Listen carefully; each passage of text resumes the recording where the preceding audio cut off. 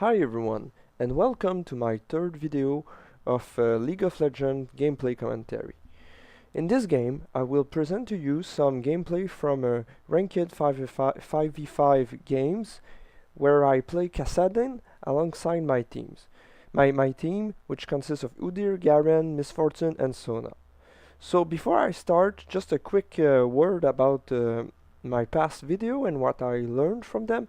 So I will start now. From now on, I will start every one of my videos with a brief overview of what I plan to talk about during the full 37 minutes, 40 minutes of all games I will do. I think that it's important that I do so that you guys can see right at the beginning if you are interested in listening to me talking about playing a certain champ into a certain game. So for this game, I plan mostly for the first 10 to 15 minutes to describe generally the gameplay of Kassadin and some basic tips on how to play him successfully. Also, I might try to give you some basic tips and more advanced about playing AP mid and in general in teamfight as an AP mid and in the laning phase. So, Kassadin. Kassadin is one of my favorite character. I've played him since the beginning of the League of Legends beta, almost 2 years ago. I have extensive experience with him in Season 1 and in the beginning of Season 2, but for the past 2 months, he's been an almost insta-banned champ. Why? Because in the right hand, Kassadin is hand down one of the most powerful champion of League of Legends in my opinion. To counterbalance this, you must understand that Kassadin has many weaknesses, and is not really accessible as a champion if you compare him to someone who is more straightforward like Annie or someone who is more safe like Vlad. So Kassadin overall a very powerful champion with a lot of good abilities. So in the first 15 minutes of the video, I will generally talk about them and present the general tips I talked about before. After that, I will mostly try to describe the game as it goes on, but all the while commentating on my gameplay and the gameplay of my teammates, so that you guys can get a good idea on how to play League of Legends in a more performant and efficient ways. So, just a quick word right now about why you should listen to my video. In real life, I'm an engineer. I will soon graduate from my baccalaureate, so I will try to give you a rough approach and a rule of thumbs approach, as I can say. Why rule of thumb? Because many commentators and guides on the internet will always try to give you a certain build, certain specific tips and everything. But in my experience, League of Legends is a very variable game where everything is different depending on the context and on the lineups of the different teams, and also of the relative skill level of the players, just to name 3 of the most important factors in my opinion. So the advantage of giving you a rule of thumb approach is that you will basically get good, easily applicable tips about a certain champs or role in the game, and be able to apply them immediately so that you can improve your gameplay. So that's basically why I think that my commentaries will be a little bit different, in the sense that I will try to do a mix of a specific guide and more in something like a general League of Legends guide, which can apply for as many situations as I can deem applicable. So basically, that's my plan for now. In my experience too, if you want to get better at this game, you can't just rely on reading a guide or listening to someone tell you how to play it. You really have to watch other people plays and learn from their mistakes. It's really a part of the learning curve of becoming good at League of Legends. There are some basic notions like last hitting, warding the map that can be learned easily, but some more subtle thing like map awareness and positioning can only be learned by watching other people who are better than you show you how to do it. So me, I'm not a 2K ELO player. I went up as high as 1800 during season 2, and right now I'm hovering between 1500 and 1600. So basically not the best around, but I think that many of you can learn from my gameplay, because usually playing in a 2K ELO environment is very different than playing in a 2K in a let's say a 1200K ELO environment. Why? Many reasons. First of all, the coordination of your team is different. Second, the level of mastery of certain champs is different. Also, some champs are more viable in lower ELO than in higher ELO.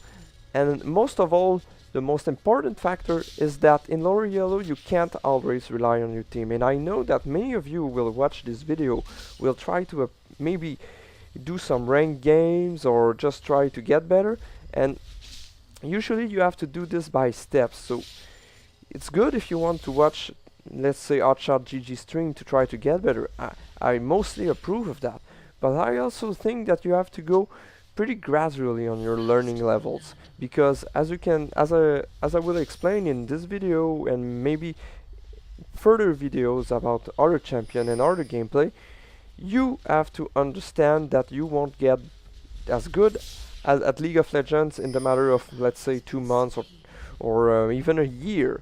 It's a you really have to be perseverant and be patient, and also do not try to admit your mistakes while you're playing. I will do that in this game, as you can see. Even though I consider myself a pretty solid Kassadin player, I made some pretty bad moves, and I hope that you guys can learn from them. So now that this quick introduction is done on the gameplay and on the general aspect of the game. Oh, look at this, I'm screwing up so bad. Oh, what a shame. I should have used my flash to get over that stun, but as I said, I'm not the best Kassadin player. I'm pretty rusty. I didn't play him a lot during the beginning of season 2, because he was insta-ban, and didn't feel like learning and like playing normal games with him, because I thought that it was a little bit too easy. But hey, so as I said, for the next 5 to 10 minutes I will go over Kassadin, general ability, general build, and general tips, and I will try to give you some of the most advanced tips that I learned in my time playing it. So first of all, Kassadin general kit, because as an engineer the first part of any problem is to define it. It's to be able to put some limits and objective on the study. So in light of this reasoning, I will begin by describing Kassadin general kit. So first of all, Kassadin passive. Kassadin takes 15% reduced magic damage and converts this damage in bonus attack speed.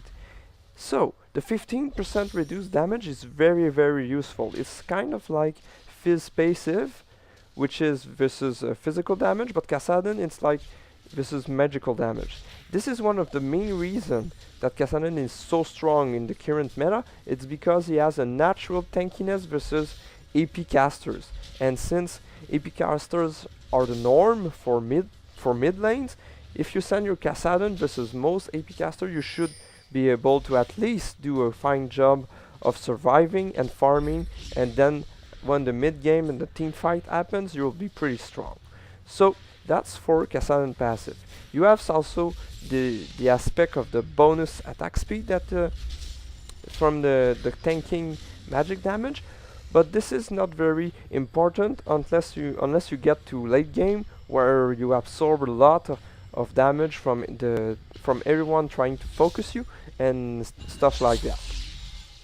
So now for his first spell, Null Sphere, it's basically a ranged nuke which goes in which is targeted and silence the opposing champion. Very strong for harassing and for generally interrupting channeling spells and stuff like that. The second spells is Netherblade. Netherblade, first, oh, look at this. That was a beautiful move from Veigar. Just I'll get back to describing the ability, but it was a beautiful move. You see what he did? First of all, he baited me and maybe he baited me in going harassing him. This is basically the harass combo that I do when I want to try to push out my opponent out of the lane and maybe kill him if I have my knight. But Veigar, being very smart, and Nocturne being very timely, decided to coordinate their gank and their stun and their CC to basically stop me in my to basically make a trap. So I wasn't able to escape with my ult and was forced to and so I got killed in a pretty noobish matters. But as I said, I'm trying to get back in playing in the mid lane, but still it was a very good move. It would have been very hard unless I had a ward here to be able to predict that just like that. So this is why I bought a ward. So Kassadin's single ability, many people say it's useless. Personally, I think it has some utility early levels, and late game it really complements your general Kassadin damage output. So as you can see here, just quickly, Udyr is trying to steal the red, but very bad move. Nocturne is so strong right now, but he still managed to run away. And me, dodging at the last minute. One of the strengths of Kassadin is really hard to catch in the jungle.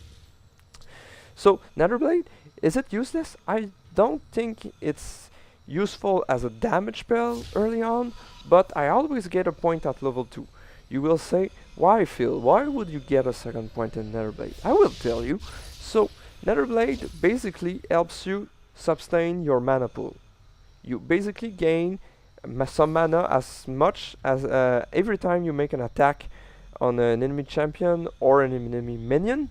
So basically in the early level it can compensate for the lack of buying Adorned Rings and enable you to make some more harassing with your Null Sphere, your first spell. Also, I will talk about Force Pulse later, but having 1 point in Netherblade really helps charge up your Force Pulse, because Force Pulse requires 5 enemy or allied or yourself spellcast to be able to be used. And since it's one of the best, it's one of the strongest farming tool of Kassadin, you really want to have it up as much as possible. So now Force Pulse, pretty straightforward spell. As I said, it requires charge from enemy or ally spells, but other than that, it's just a short range area nuke. I basically max this spell first, especially when I'm in a difficult lane, because it enables me to farm better, and this is the main weakness of Kassadin. Look at me bursting that wave. That's very good. But it enables me to farm better, and since Kassadin is such a poor farmer compared to most AP caster, you really want to have it as high as possible, as quickly as possible. So I'll get to his ult just after this little gank. So we're trying to chase Veigar, but he run in the jungle, and we learned from before that it was just a bad idea to chase in the jungle with this Nocturne. Look at this, he's 2-0, jumps on Udyr. Udyr tries to run away, gets feared, and then Veigar snipe it. So as you see, Udyr just chased too far for his relative escape capacity and was quickly killed. So now the big one, the ult of Kassadin, Riftwalk. So basically everybody knows what Riftwalk does, so I'll be quick about it. It's just like having an inbuilt flash, but with some light area of effect damage. So basically a few tips about Riftwalk, few basic tips. Never use Riftwalk unless you deem it necessary. Look at this, I'm using it to harass Veigar, but that's only because I have this bush warded and I know that I'm pretty safe right now. But usually, especially if you have no ward or having a bad matchup, you want to keep your rift walk so that you can escape. You don't want to get caught like I was before, like I got caught myself before when the Nocturne and Veigar coordinated their stuns so I couldn't get away, and their CC so I couldn't get away. So that's one of the basic tips. Always keep your rift walk off cooldown, especially right now when it's pretty high. So you're pinging me to get the blue buff. I should wake up soon and go get it, but as you can see, I don't have any mana problems, so I could have left him to him, but still, it's always nice to have the blue buff. It really helps farming.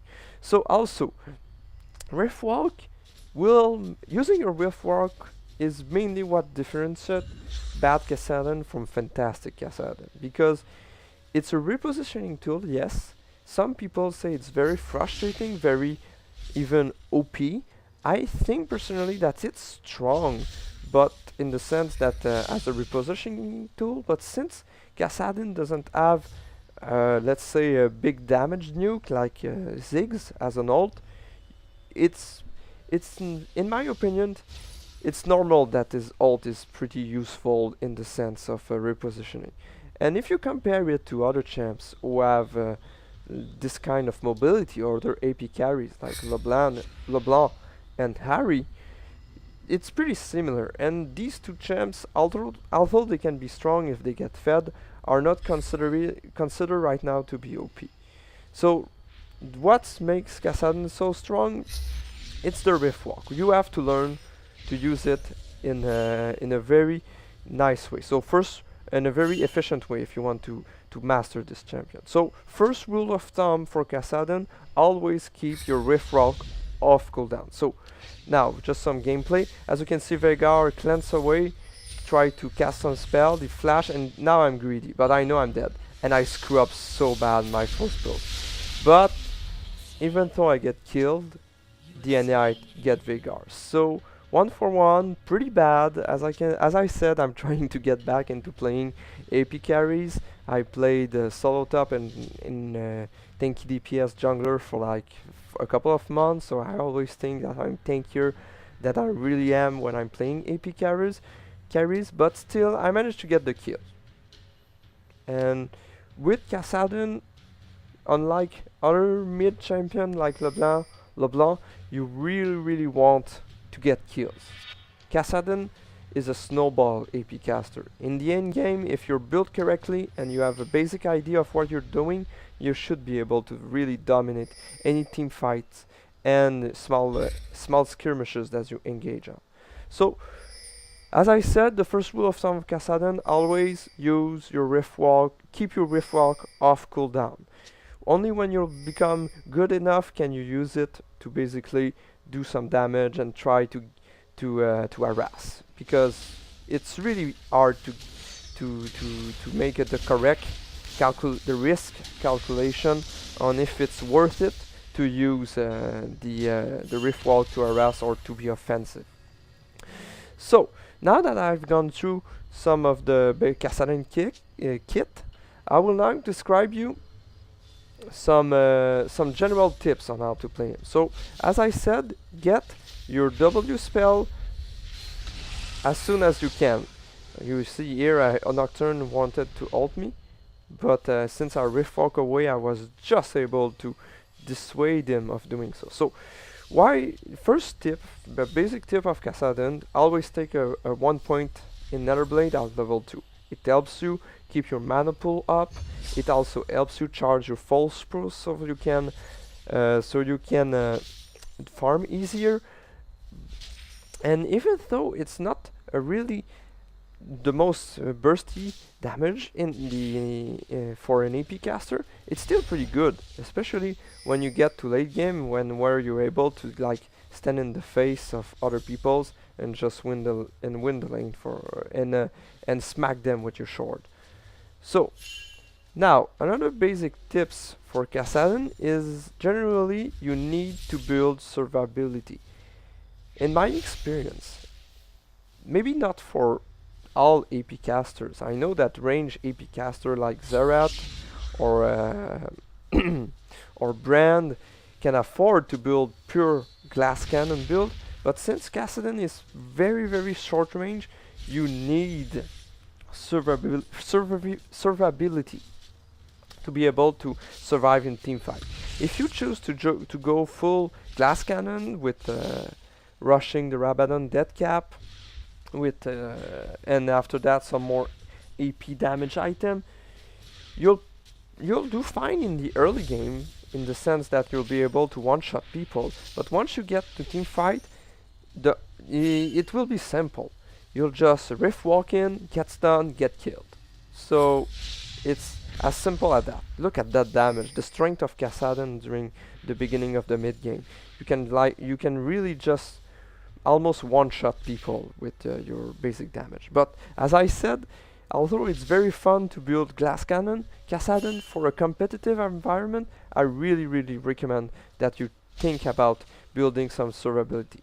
So right now in this game I'm using some experimental build, but usually what I do is, if I'm winning the lane, I start boots and 3 HP pot, and if I'm winning the lane, I try to save the money to get a needlessly large rod, so I can get some good damage. Also, I'll take an opportunity to give you like the second rule of thumbs for playing generally playing League of Legends. Maybe not AP carries, but playing League of Legends in general. If you're winning your lane, build offense. If you're losing, build defense. This is generally true for almost all characters that are damage based. It's in certain circumstances, it's better. Look at this. I let Udil die, but I couldn't do anything. He stuck around way too long. He should have baited, but also I kind of baited him in staying, so that was my bad. Because personally, when you're playing with me and I'm playing Kassadin, don't expect me to do anything to save you. Kassadin is very squishy. He's a snowball champion. You want to play safe, because that's the only way you will dominate the late game. So, just refocusing the camera. So, as I said, general rule of thumb number 2, build offense when you're winning your lane, build defense when you're losing your lane. So the reasoning behind that is that if you're winning your lane, usually you should have an advantage in levels, and so you should be naturally tankier than the enemy champion. So by building offensive items, you really capitalize on this advantage, while relying on your level advantage to stay ahead in terms of resistance and in terms of tanking the enemy champion damage. So why not build defense? Sometimes it's better to build defense, but usually, as I said, I'm giving you just a general rule if you want to be more performant. As I can say, Vega tried the same move, but at this level I'm kind of tanky enough to just survive the full burst. And also, Nocturne is doing a good job in harassing me. Look at this. Oh, I really screw up so bad, and I almost die. This is basically me getting used to playing Kassadin once more, but I'm getting better. This is just the first video I intend on doing on this champion, but I can assure you that I will do more game as I get better. So Rumble doing a good job of defending the tower, but okay. So as I said, why build defense when you're losing? When you're losing, if you try to engage in a dueling situation, that is, if you try to 1v1 the enemy champion, you will probably lose. Unless the other player really screws up, or that you have a strong help from your jungler or auto lanes. But usually, especially in a solo queue where everyone is maybe just thinking about themselves, if you're losing the lane, the only thing you can do is build tanky, so that you don't get one shot by the enemy carry who build offense because he's winning his lane. So that's basically the reasoning. And also, by being patient and by building full defensive item, like maybe for AP mid, for a Kassadin player, I really like 2 main route maybe the 3 Doran rings that was popularized by YouTube caster Colby Cheese, and or maybe the good old Rod of Age, which is a strong item if you're getting if you're not winning your lane, because it gives you health, mana, survivability, and a little bit of damage. All in all, for a very, very, very competitive price. So, second rule of thumb, if you're winning your lane, build offense. If you're losing your lane, build defense. There are some exceptions to this, but as you can see in this game, it's pretty even.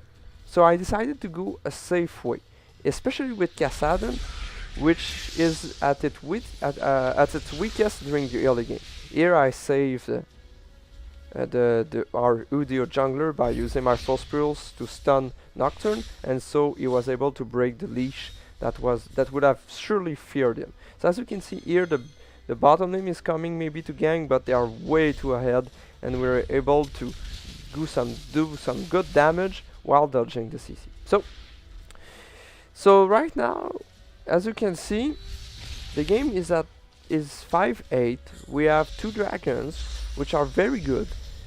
And basic tips maybe for new players, or maybe if you're trying to understand how to be more efficient at that game, especially in ranked, try to get the dragon. During the 25 minutes, doing the dragon really helps you get ahead if you're losing. So how can you secure the dragon? Basically, you have to coordinate your team, or someone has to do it, because uncoordinated team won't do dragon timer. Uncoordinated team won't think about grouping up for doing the dragon. So you have to if you're in a solo queue environment, basically this is how I play. I really recommend to apply this way of thinking, especially if you're stuck in the 1200 and 1400 environment. So in this environment, rule of thumb number 3, so basically so far we've seen 2 rules of thumb. I'll now give you the third one. In solo queue, always assume that your team will be bad. Basically, although the calculation algorithm for doing solo queue match is supposed to be very efficient, and in my experience it generally is. Sometimes you'll get very bad teams, but this is not as critical as some people, especially in the lower ELO bracket things, because if let's say you have, like in this game, we started bad. Nocturne is right now 4-0. I'm the only one who is not negative. We have some good farms. Nobody so far rage at anybody. We try to keep this calm and play like in a serious and competitive way. So, rule of thumb number 3, always assume your team is bad. Always assume that you'll have to carry. Sometimes it won't be true. Sometimes you will get carried. Sometimes you will be able to carry. Sometimes you will feed. But if you assume that your team will be bad, it will really reduce the amount of frustration you get from this game, enabling you to play better and then to be able to maybe turn the game around and carry this to victory. So here, Kog'Maw and Alistar get greedy. I quickly managed to burst Kog'Maw, and Alistar tried to run away, but you really can't run away from a Kassadin. Oh, but Veigar comes to help, and look, the only reason I survived this burst was my passive, the big strength of Kassadin. This 15% reduction is really what enables you to survive and counter AP caster, in my opinion. This and maybe your silence are your best tools versus caster. So to get back to the point of trying to carry your team, you really, I know it can sound cheesy, but if you get mad at your team, you will lose. It's simple. If you get mad at your team, you're basically, in an engineer perspective, putting energy on trying to flame your team, and by doing so, you are overall reducing the efficiency, the capability of each player to play in an efficient and performing way. So basically, just be positive. If you're losing, it's okay. Sometimes solo queue is just so random. It's hard with a lot of experience to really take your ELO rating seriously. I've played ranked play for like 2 seasons. Maybe I've combined 400, 800 ranked games, and believe me, it's just random. Sometimes you get some good games because both teams are evenly matched and both teams do not have trolls. Always try to pick some good sensible team composition, try to play together. But it's really useless to get mad. I won't say it's easy to always stay calm and never say anything bad, but at least try. At least try, and maybe you'll see a difference, maybe you won't. I know I did, but that's about it. In rule of thumb number 4, don't get mad at your teammates. Just mute them or something so that you can keep the general efficiency of your brain focused on playing the champion you are, your role, in the most performing way. So as you can see, Nocturne face checking, common mistake. You never want to face check, especially with a character who is able to have who has some skill shot. Nocturne, I think it makes a sound when you hit someone with your trail, your first spell, your Q spell, but I don't want. He should have a ward, or at least wait for his team. So as you can see, Kog'Maw way out of position. Misfortune able to snipe him, and then it's a big team fight. As you can see, Udi a flash, but he's so tanky, and Rumble. Maybe he should have chased, but it's okay. They hesitated, and now we were able to escape with Kog'Maw dead, and that's it. And now Garen going full courage mode. I love Garen. Some people think he's a cheat character, and maybe he is, but when you see this big goofy knight spinning away, it's always funny. And look at that big sword. Oh, so satisfying. Garen ult is so easy to use, but still it's so satisfying. So right now I give you some basic tips on playing Kassadin. Personally, I will do more vids since this game is not only 37 minutes long, and right now, since we're turning this around, we're going to go into the interesting part of the game where I'm basically carrying my team with Garen. So right now, doing the Baron, we were all low and not very tanky, especially Misfortune. So they managed to maybe counter Baron this, but as you can see, boom, boom, boom. And as you can see, I'm really starting to get ahead. Kassadin late game is just so strong. Not really because you have the strongest AoE burst, but the combination from your burst, and if you're fed your I burst and mobility, really makes you a strong team fighter, able to dart in and out of combat. So oh yes, and one final rule of thumb for this video.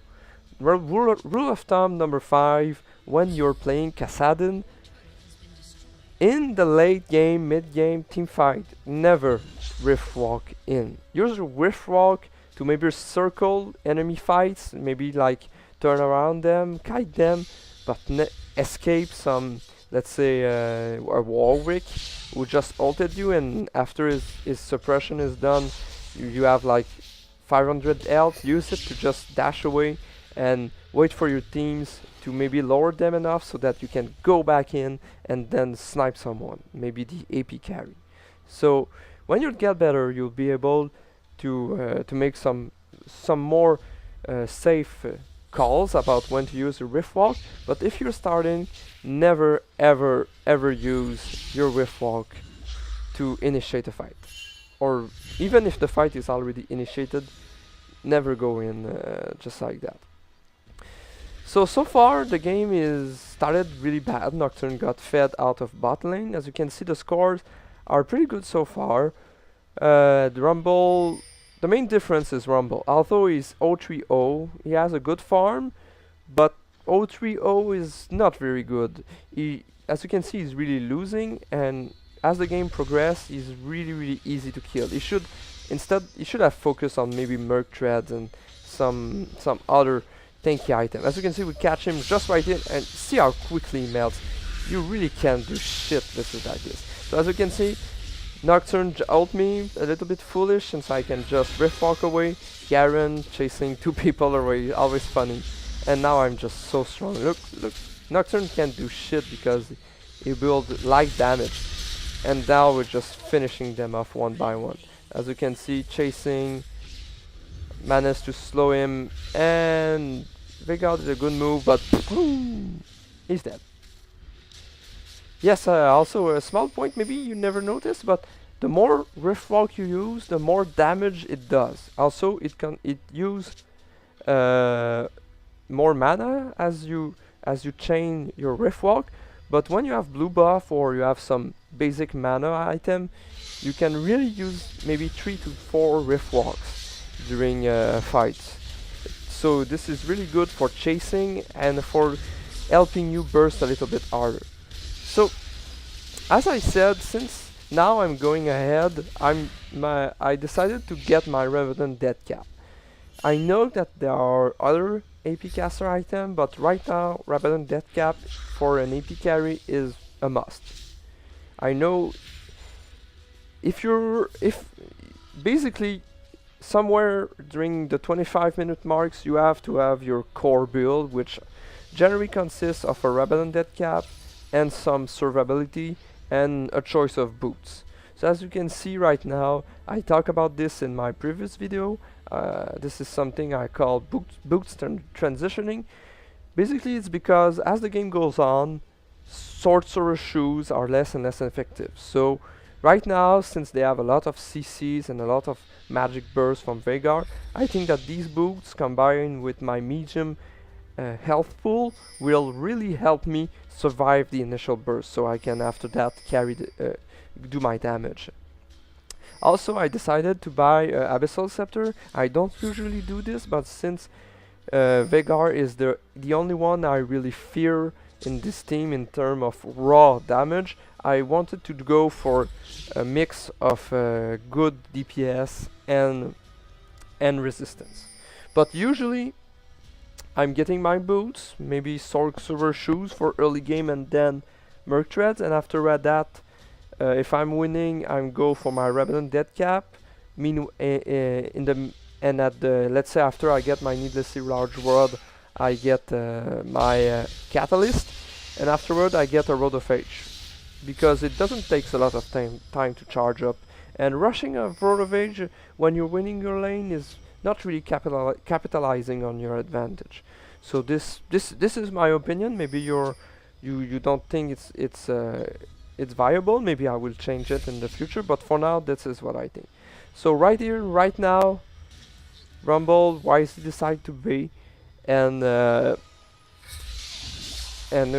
we decide to just give and to push the bot lane, which is always easier to push than the mid lane. So basically right now we have the Baron buff, we are ahead because of the dragons, and so we decide to poke at them. And look at this Alistar, foolish engage, he gets caught, and even though they focus all the damage, look at this, oh, I rift walk away, and all the while our tanky bruisers like Udyr and Garen were able to do some very solid damage. So right now we chase and Garen finish off. Garen finish off the Nocturne player. So right now we say GG because all the team is dead. We have plenty of time to just push to the Nexus with our Baron buff and everything. So that team fight, why did we win? Because we were ahead. Our team is a little bit better in the late game compared to their team, especially considering that Rumble is 0-5-0 and that generally Kassadin is a hard counter to character like Veigar. So as I said, we're able to push and win the game. So So that's about it for this one. We will now go to the I will now wrap this video up. So I hope that you enjoyed this third video. As I said, I decided to do maybe a different approach from my previous videos, since I really want you guys to learn from my mistakes and learn from my gameplay and my experience with the champions I like. So for now, this one, as you can see, was really hard carried by me and the Garen player, maybe because basically Garen was there to tank and I was there to do the damage. So pretty simple, pretty straightforward. I will do more Kassadin game, maybe more close one, maybe a defeat to show you how I try to recover. But for now, I hope that you find this video interesting, and I hope that this new approach is more appropriate for you guys, and that you will be interested in keeping in trying to listen to me rambling about my gameplay commentaries for maybe more video for the time being. So see you guys, take care.